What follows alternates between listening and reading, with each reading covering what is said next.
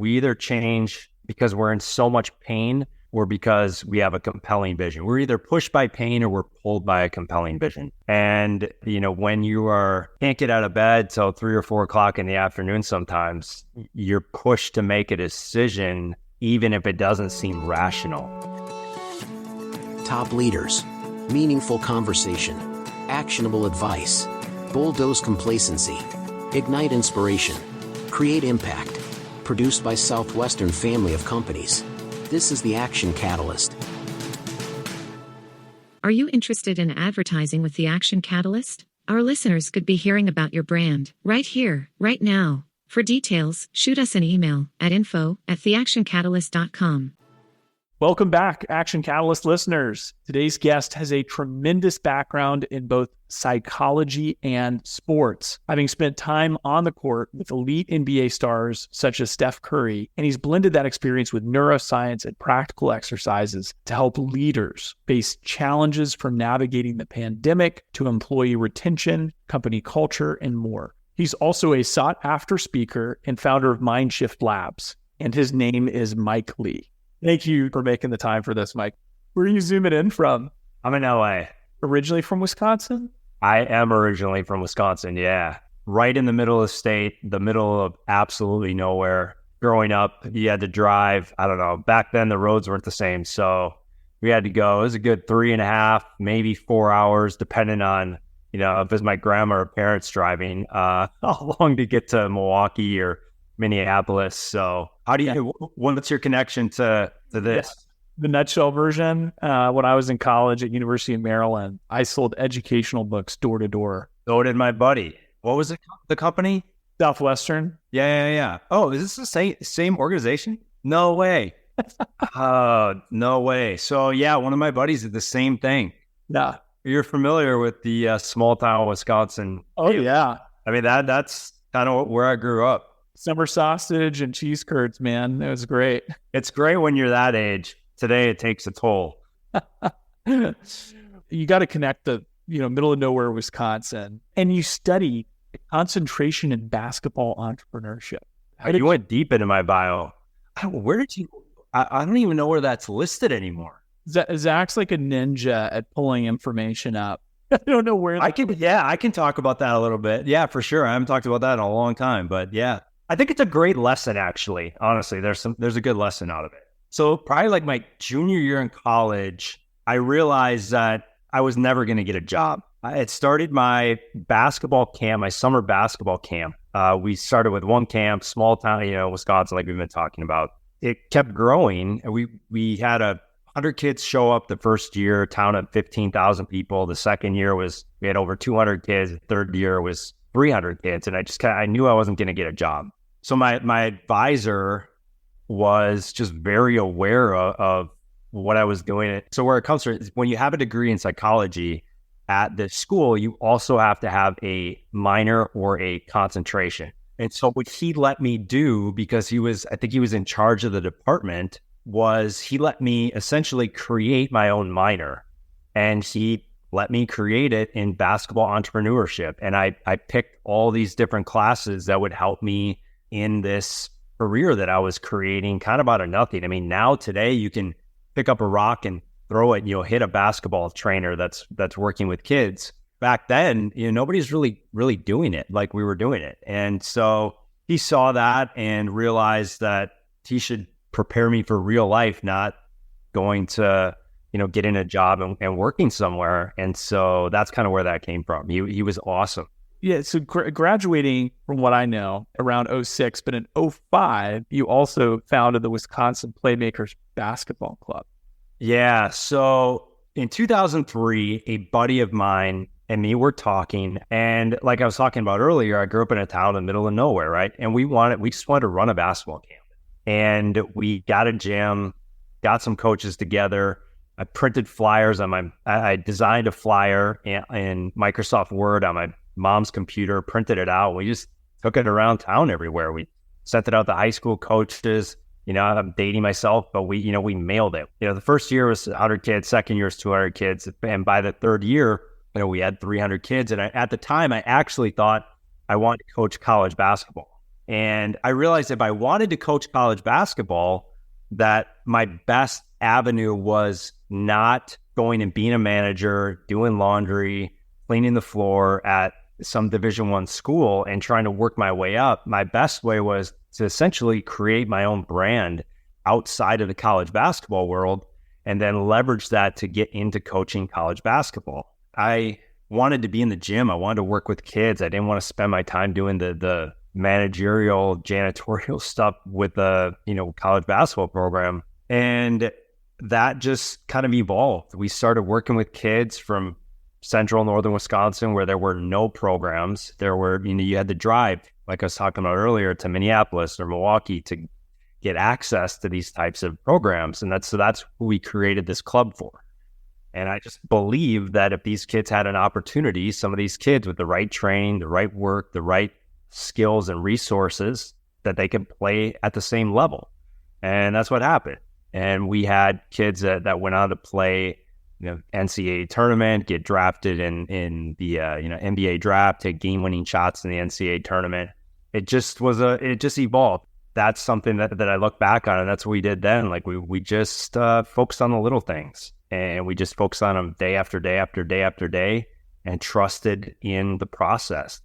You feel like it was the reps doing some of that coaching with the kids that helped form some of what you deliver on stage and talk to people about? Talk to me a little bit about how you get from where you were doing that to what you share on stage today.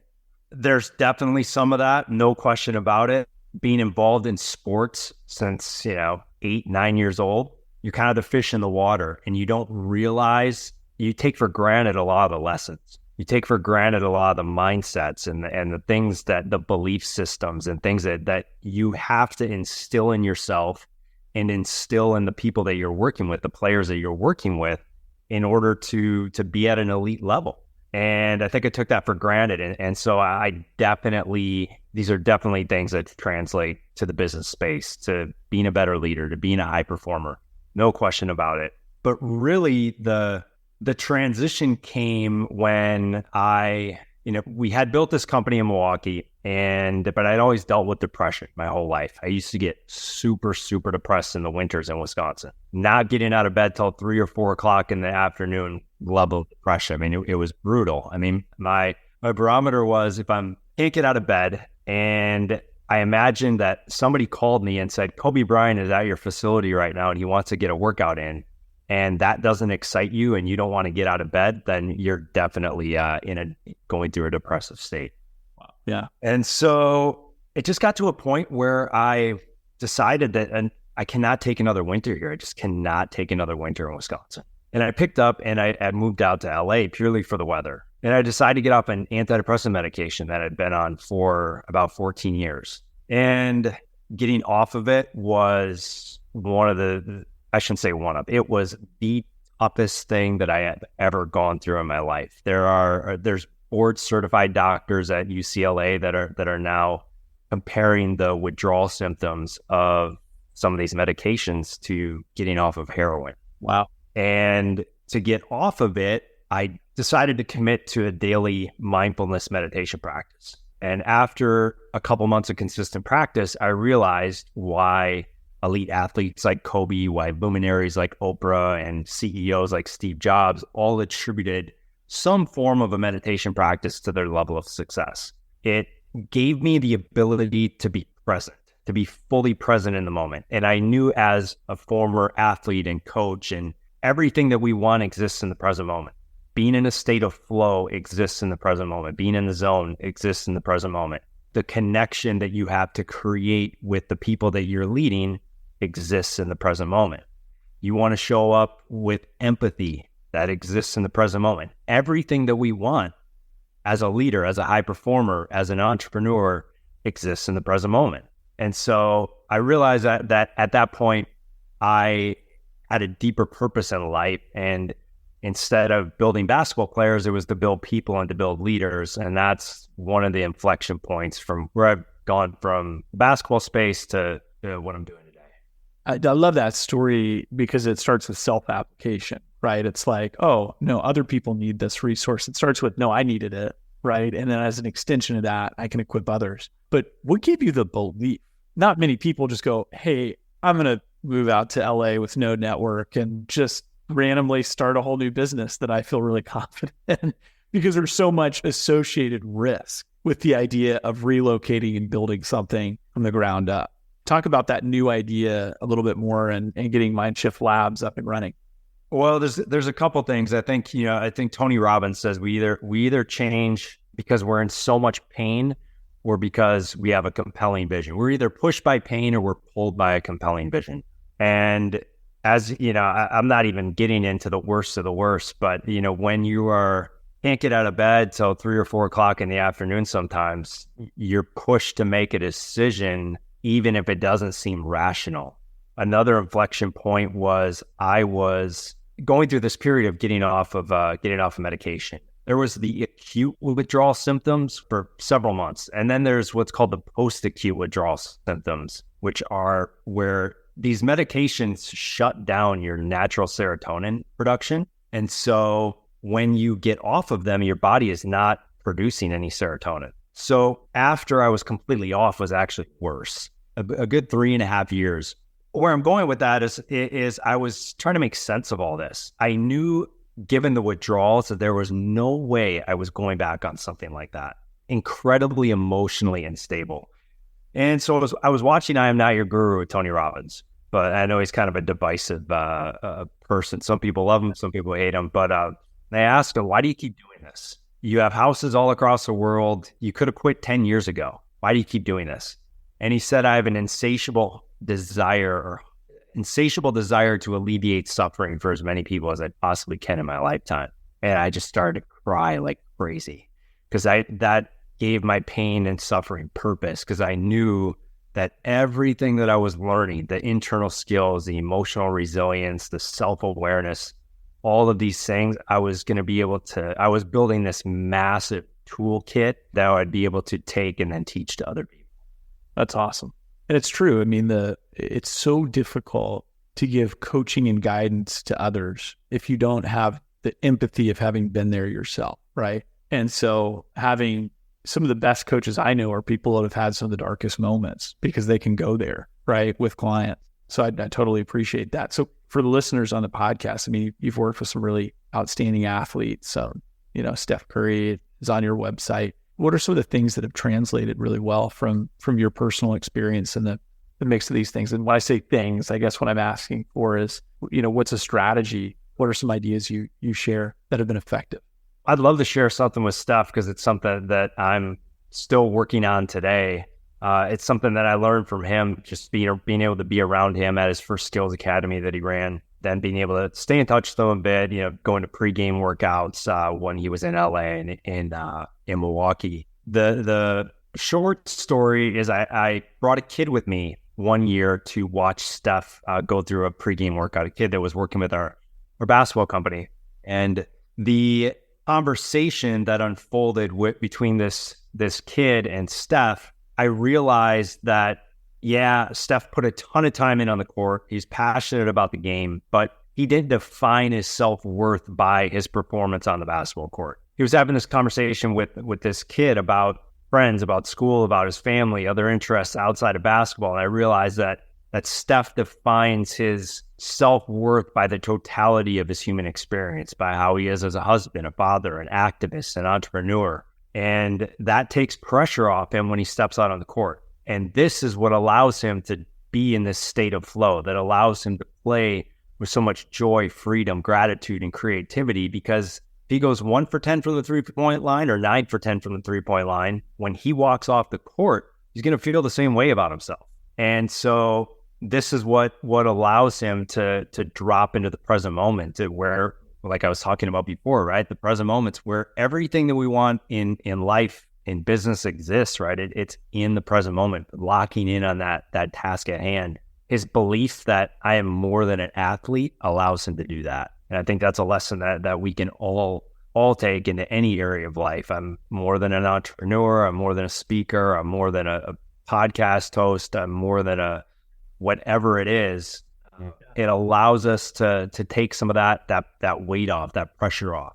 the standards and the expectations that we place on ourselves that help us get to the top can also be the things that make us fall off the mountain. Absolutely. And so I think, it sounds counterintuitive that we would place our identity in a variety of things, but it actually, I think it makes us better in all areas.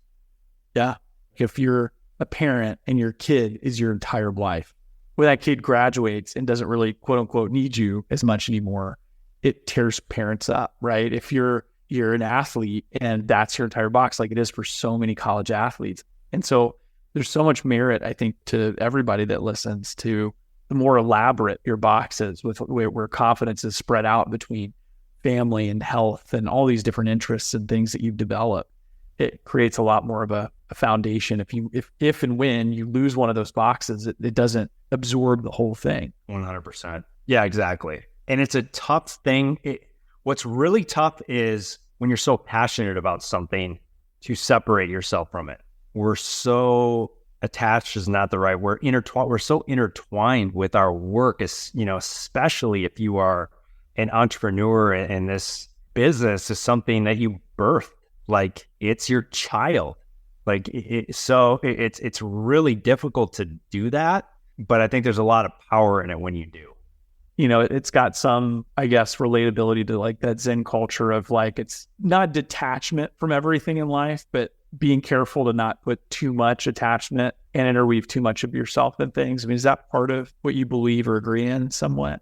100%. I am working on that every single day. Non-judgment and detachment. I really, when an event happens, like just being completely detached from it and not judging it. I really don't know. I think it's hard to describe this without coming off as being a victim. One of my beliefs that I hold, and I truly try to apply this in everything that I do, and that's I know nothing, right? And it's coming from a place of humility, but also just complete detachment from expectations, from results, from material things, from relationships. And it's more so coming from it sounds cold. It sounds like, you're not emotionally invested in anything. It's not that I'm not emotionally invested in things. I'm just psychologically try to detach from an expectation of an outcome, I guess is the best way to put it. Because I think, I can't tell you how many things I've worked on in my life where I've worked insanely hard at something and it just did not come to life. But there are also things that just kind of came through that feel like I had no influence on, right? And so just really coming from that place of detachment, I think is super, super powerful. And the reason it's powerful is it allows you to stay centered. It allows you to stay grounded. It allows you to stay in the present moment, right? If we get super attached to a future outcome, that's going to drive our mind so far into the future that it takes us off of what we can actually control in the present moment, right? And then if the outcome does not manifest and we are super attached to it, now we are stuck in the past and we're also out of the present moment. So I think there's a lot of power in the practice of detachment and non-judgment. Yeah.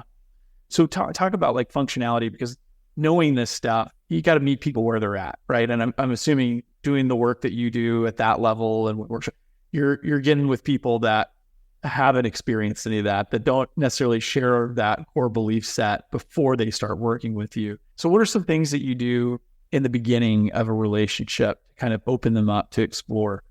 Such a great question. It comes down to awareness, just really being aware of where they're at, being able to see the next step for them and not taking them, if they only need to go one step, not trying to take them 8 steps. Because that's where you're at. I think there is some ego involved in that. It's like, well, this is where I'm at, and this is the knowledge that I have in this moment that is relevant for me. And the ego, like I had to achieve this or go through this or whatever it is to get to this level. So I should be teaching at this level, right? When the reality of it is, it's not about you, it's about them. And you might have to scale back to make things timely and relevant and actionable for where they are at in this moment. And so I think it comes down to awareness and getting out of your ego. Yeah. So how do you share some of this message, some of your messages and application and leadership that help them change their approach to working with their people? I think the first thing is getting clear on vision and getting clear on purpose. I think everything is driven from those two things. And I think when we get crystal clear on those, that can drive the process to bring those things to life. And I think, especially in today's world, getting crystal clear on your purpose and your why it's just so important. If I didn't have purpose and meaning over the past, with everything that I've kind of shared, I don't know where I would be, to be honest with you. Like, I was in some really, really bad places, but I had a connection to something bigger than myself. I had some sort of why. And the research shows that having a clearly defined purpose improves your motivation, improves focus, and improves your resilience. And so I think as much as it's important to get clear on that, to get to the next level, to bring this vision to life, it is even more important to get clear on it for when you go through adversity. Because when you go through adversity, you need a vision to rely upon. You need a why, because you're going to get knocked down. Things are not going to go as planned. The strategy is not going to go from A to B, B to C, C to D like you had written out. Your 5-year plan is not going to work. It's more so a 6 to 12 month plan in today's world. And so getting clear on the why, and then being open to how that actually manifests, right? And a perfect example, I guess, is with COVID, and hopefully we don't have to go through anything like this again. But, the reality of it is we're going to go through something. Like, something's going to happen, right? And so a lot of service-based industries that were working with people in person, with the fitness industry, the speaking industry is a great example. You had to go back to, I can't be with people in person right now, but what is the impact that I want to make, and what avenue, what medium can I use in order to get to the end result, to get to the impact? And I think knowing your purpose allows you to focus on not so much be attached to the process of the impact, but the impact itself. If that makes sense. Yeah. I think about college or high school students where they're going through, a lot of them went through a massive depressive period during COVID because they were isolated. And so I guess, if you have one, what would be kind of an action that you would suggest, whether it's, a college athlete that maybe just got injured and is going through that kind of function of reprocessing their future? It's figure out a new vision, but what are some other actions that maybe you suggest to someone that's pulling themselves out of one mindset into a healthier mindset? I got a lot of things that are coming to my mind, because I think, a lot of people go through this, number one, like we talked about before, get clear on a vision, get clear on a why. Second thing is to just try to operate with a beginner's mindset, from the standpoint of try to let go of this identity that you had in the past and your passion from the past that maybe it's just simply no longer possible. Maybe it is an injury, a career-ending injury. It's just simply not possible anymore. Try to come from it from a beginner's mindset, from the standpoint of just being really aware of what your interests are. Maybe it's something that you were interested in high school, but you were just so dedicated to basketball or to football or whatever it is that you just couldn't pursue it, right? It was just not, you had to trade one thing for the other. Pay attention to what just your interests are. What were you interested in? What did you maybe want to do that you had to sacrifice? I feel like I'm kind of lucky from the standpoint that it was clearer for me. For some people, it's not. I think one of the big things to keep in mind is you don't always have to be operating at this deeper level of purpose. But what you need to do is you need to operate with a deep level of intention with everything that you do. And so I think, that takes a little bit of the pressure off. Like, I think there's a lot of people in the self-help space, leadership space, everything. It's like, you got to find your purpose, find your why, right? And it's like, it comes when it comes. And it's really important to give yourself the permission to not have it figured out yet. I feel like everything that I've done in my life has been, here was a pain point. I solved this, I figured it out, and now I'm teaching somebody else to go through the same thing that I went through. And so look at, what are some pain points in your life? What are some things, what have you had to go through? What are the lessons that you've learned? And now how can I use this as a way, how can I teach others how to go through the same thing? Because if you went through it, somebody else went through it, and you probably have a unique perspective on it that is going to be able to connect with somebody else. And that's going to be fulfilling, right? Part of purpose is finding what's fulfilling. Well, what's fulfilling is being of service and helping other people out. Find a pain point that you want to solve, figure out how to go through it yourself and teach others to do it. That's a great place to start, is, give yourself the permission to not have it figured out and to look at some pain points in your life that you had to solve and that you learned something from and that you can teach to other people. Love that. We're going to end this with just spitball questions that are somewhat short answer. Just piece of technology that you feel you've used, maybe it's an app on your phone that's kind of helped in some of these ways. Is there anything you'd recommend? I know you said short answer, but I'm going to give you two. Number one is if you want to dive into, I talk about meditation a lot in the beginning. If you want to dive into meditation, get an app. You have to have a guided audio experience, especially when you first start out, reading about it and then trying to practice it or not having a guide is incredibly frustrating, and you're going to quit because it's going to be too challenging. So find a guided app. Headspace is great. That's what I use. Second thing is, I don't talk about this a lot, but there's an app called Focus Timer. It's a desktop app. I don't know if they have it for your phone or not, but it's a desktop app for Mac for sure, maybe for PC. And when you have a task that you need to complete, we need like some sort of psychological triggers, right? It's like when I was coaching basketball players, every drill that we did had a goal, had to hit that goal within a certain time frame, right? And it creates it's a psychological trigger to get you to lock in and get you to focus, right? So a focus timer and set a time to complete certain tasks. I think it'll help you level up your focus. Productivity. Yeah. Love that. Last question is this: one piece of advice that you would give yourself at the age of 21, knowing everything you know now. Don't be so hard on yourself. It's all working out the way it's supposed to. And to view every adversity as a catalyst for growth and not look at it as something that's happening to you, look at it as something that's happening for you, and lean into that challenge, that adversity with a growth mindset, because what you learned from that experience is something that you're going to be able to teach. And the more you become, the more that you can give. And if you're providing value for people, you're not going to have to worry about anything in your life.